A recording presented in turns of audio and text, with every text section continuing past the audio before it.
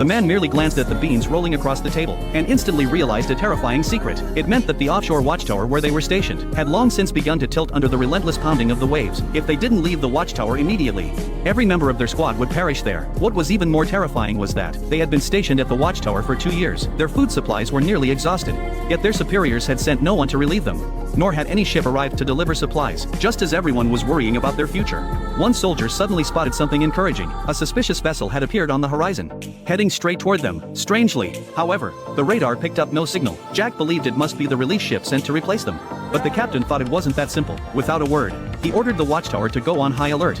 Since he didn't know if the vessel was friend or foe, he instructed the soldiers to aim their guns at the suspicious ship. As the ship drew closer and closer, everyone in the watchtower was on edge. Kate also tried to call out to the ship over the radio, but she shouted for a long time without any response. Just when they thought the captain would order them to open fire, he suddenly changed his mind. He handed Jack a pistol and told him to go check it out. Although Jack knew this mission was a death sentence, a soldier's duty is to obey orders. In the end, he followed his command, but as he got closer to the ship, he suddenly noticed something was off. There wasn't a single soul on board, and the hull was covered in rust, just like a ghost ship from legend. After circling the vessel and getting no response, Jack decided to board it to investigate. To avoid attracting attention, he turned off his noisy walkie-talkie. Little did he know that this very action nearly cost him his life. Once he entered the wheelhouse, he found the place was already in shambles, and the cups were filled with cobwebs. Clearly, the ship had been abandoned for a long time. Strangely, there was no sign of anyone on board. Logically, if someone had died, there would be a body. Just as Jack was slowly exploring the cabin, he suddenly noticed 4 sets of combat suits lying there. Seeing this,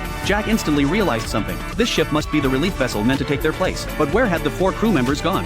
Fortunately, the ship's supplies were still intact. Jack grabbed a cookie and started eating. However, unbeknownst to him, on the other side, the captain was frantic with worry. Seeing that there was still no response on the walkie-talkie, the captain suspected that something must have happened to Jack, so he prepared to launch the nuclear weapon at the other side. But just as the captain was about to fire, Jack suddenly remembered that the walkie-talkie was turned off. However, the moment he turned it on, he was stunned. Sullivan, we've gone live. Repeat, we've gone live. No one here.